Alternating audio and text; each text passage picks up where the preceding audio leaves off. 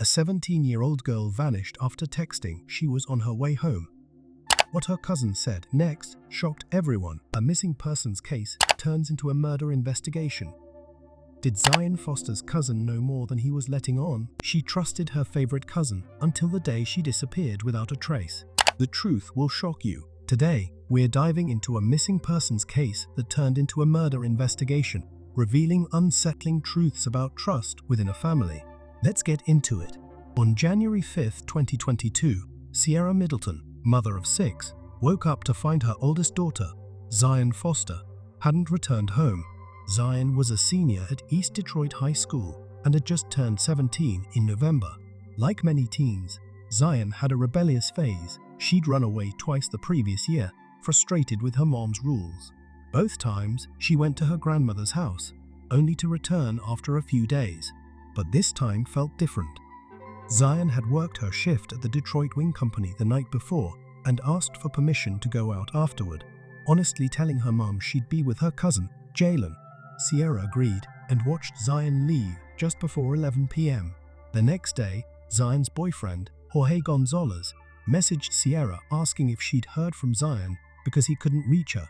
The last text he got from Zion was at 12:59 a.m., saying, "On my way."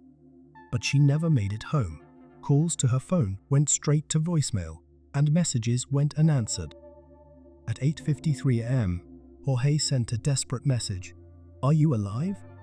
Followed by, "This is the worst thing ever." Sierra's concern grew when her cousin Jalen told her he hadn't seen Zion the night before. Despite Zion saying she was with him, Sierra asked how often Zion claimed to be with him, and Jalen responded angrily, saying Zion's lies were dangerous. He suggested she might have been with someone who lived near him. Jalen insisted Zion was likely using him as a cover and suggested Sierra go to the police but asked to be kept out of it. Jorge wasn't convinced. He kept pressuring Jalen with messages and even sent a screenshot of Zion's location. Jalen responded with a video from his Ring camera, showing no entries for Zion at his house, claiming she was never there. When Sierra reported Zion missing, East Point police were dismissive, considering Zion a runaway because of her past.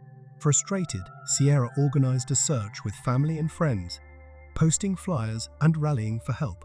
Police eventually questioned Jalen, who was actually the cousin of Sierra's ex-husband. Jalen, 23, was a father of 2 and lived with his girlfriend, Katrina. He claimed he hadn't seen Zion in nearly a year. Despite offering to show his Ring camera footage, Sierra believed there were gaps in the recordings from the night of January 4th. Further investigation revealed a neighbor's doorbell camera captured Jalen's white sedan pulling into his driveway at 11:15 p.m. On January 4th, 2 people, a man and a woman, were seen entering the house. The woman was Zion Foster. Around 1:41 a.m., the same camera captured Jalen backing his car into the driveway, trunk facing the backyard. After a few minutes, the car drove off and returned 10 minutes later. Police obtained search warrants for Jalen's house and car, but found nothing suspicious until Cadaver Dog signaled the trunk of Jalen's car. On January 19th, Jalen, accompanied by a lawyer friend, admitted he had lied about not seeing Zion that night. He said he had picked her up, brought her to his place, and after smoking marijuana, she suddenly became very sleepy. Jalen claimed that when he returned from getting a drink, Zion had stopped breathing. Panicked and fearing he'd be blamed for her death, he disposed of her body in Highland Park. Jalen's story raised more questions than it answered, especially about Zion's sudden death and his actions afterward. Detectives pressed him on the details, trying to piece together what really happened that night. Jalen led detectives to a dumpster in Highland Park, claiming he had left Zion's body there weeks earlier. He mentioned that Zion was at his home for around 2 hours before she died, which would put her time of death just after 1 a.m. This matched her phone records, which showed that her phone went offline at 1:15 a.m., the same time she stopped responding to messages from Cortez. Jalen said he hadn't deleted any data from his phone since the night Zion died. However, it was later discovered that he had performed a full factory reset on his phone 2 days later, erasing all data. Despite this, investigators were able to trace his movements, placing him at the dumpsters in Highland Park at 1:48 a.m., Jalen claimed to have put her body in the dumpster on the right, but there was no sign of her when they checked. The next day, during a follow-up interview, Jalen's story started to change.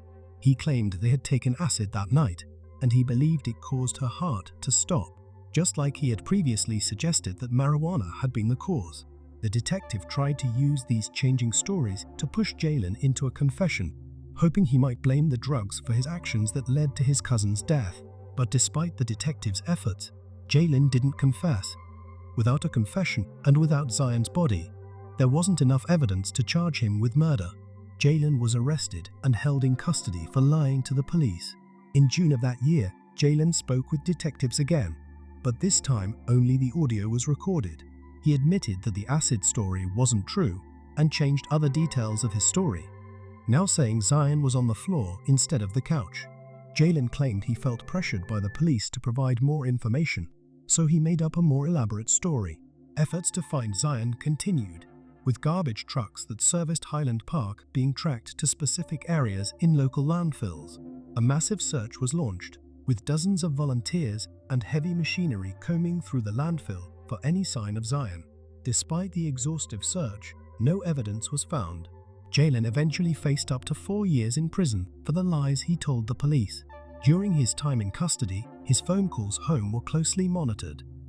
He would often ask if anything major had happened, a sign that he was worried about the search efforts at the landfill. If his story was true, and Zion had died suddenly from an unknown cause, he should have wanted her found to clear his name. But instead, he seemed relieved that nothing had been discovered. Jalen was released after serving just over 9 months, thanks to a special 90-day incarceration program designed to help inmates better themselves for early release. Nearly a year had passed, and Zion's body had not been found. Without her, there was no murder indictment, and Jalen returned home. However, his freedom didn't last long. On June 13, 2023, after a year-and-a-half investigation, Jalen was arrested again and faced charges of second-degree murder and tampering with evidence. Investigators found that despite the factory reset, they could recover some of Jalen's search history from cloud storage. Days after dumping Zion's body, Jalen searched for things like, "Are garbage trucks also compactors? And how do you know if police are watching you?" Even more troubling were searches he made months before the incident, including disturbing and violent pornography involving cousins and step-cousins. As the case approached trial, a preliminary hearing revealed new evidence. Zion's boyfriend testified that she took regular medication for epilepsy and believed she might have had a seizure that night, which could have led to her death. This new detail suggested another possible explanation for what happened to Zion that night. The story unfolds around a tragic event involving a young girl named Zion and her cousin Jalen. On the night of January 4th, Zion visited Jalen's house. According to Jalen, she suddenly passed out and appeared to have a seizure. He claimed her breathing was shallow and her heartbeat faint, but she wasn't foaming at the mouth. She just seemed to be in a daze before going completely still. However, Zion's mother, Sierra Milton, testified that Zion never had seizures. Her medical history, backed by years of records, didn't show any such condition. Despite this, Jalen's version of events was brought to light, suggesting that Zion may have suddenly died from some unknown health issue, like a seizure, while in his home. As the case continued, it became clear that only 2 people truly knew what happened that night: Zion, who had passed away, and Jalen, whose story kept changing. Digital evidence, however, started to paint a more disturbing picture. Messages from Zion's old phone, handed over by her mother, revealed months of inappropriate texts from Jalen. He would invite Zion to his house when his girlfriend wasn't around, offer her a place to stay if she ran away, and even suggest ways to evade the police. Jalen had also lied to his girlfriend, Katrina, on the day Zion came over. Katrina, pregnant with their 3rd child, was feeling sick and kept messaging Jalen to pick her up from work. When he finally did so at nearly 3 a.m., Katrina noticed a deep scratch on Jalen's collarbone. He blamed their cat, but she found it odd since their cat had never scratched him so deeply before. In the trial, the prosecutor argued that Jalen had been grooming Zion for years, leading to a terrible event where he acted on his impulses, causing her death. They emphasized how Zion's phone had stopped working that same night, and she was never seen again, except for her body being later found. Jaylen, they said, had a motive and a twisted fantasy that finally became a reality that night. The defense, however, tried to shift the blame onto a medical condition. Jaylen claimed that Zion had told him she had a seizure disorder and was on medication for it. He insisted that he wasn't alarmed when she collapsed because he believed it was part of her condition. He also said he was scared because they had been smoking marijuana, which was illegal, and he feared getting in trouble for it. The trial lasted 2 weeks, with the state calling many witnesses, but the defense not presenting any. Experts explained that Zion's death was more likely caused by asthma, which would have made her struggle for breath rather than pass out silently. The case remained circumstantial but strong, with evidence leaning toward Jaylen having caused Zion's death intentionally, especially given the troubling messages and his inconsistent story. Sierra, Milton, and Zion's family anxiously waited while the jury deliberated.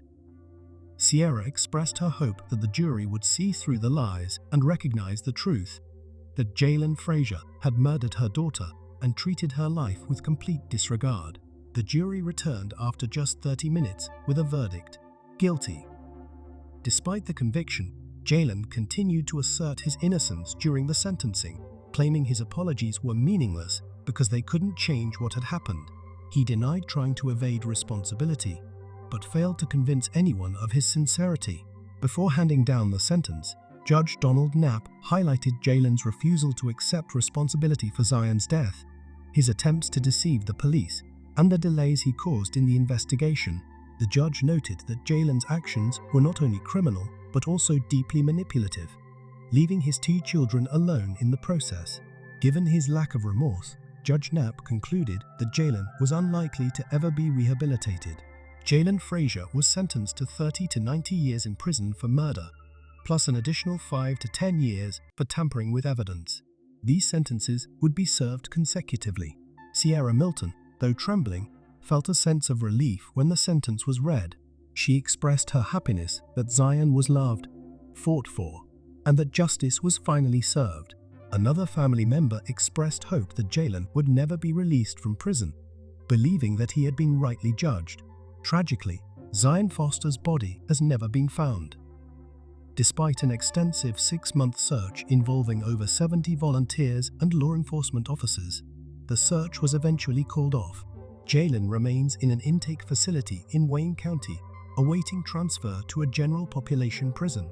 This case serves as a somber reminder of the importance of justice, even when full closure, such as the recovery of Zion's body, remains elusive. Thank you for joining me in uncovering the tragic story of Zion Foster. Cases like these remind us of the fragile nature of trust and the devastating consequences when it's broken. If you found this video informative, please like, share, and subscribe to stay updated on more true crime cases. Your support helps keep these important stories in the public eye. I'm Kevin, and this is Just Thought Lounge, where we dive deep into the stories that need to be told. Until next time, take care and stay safe.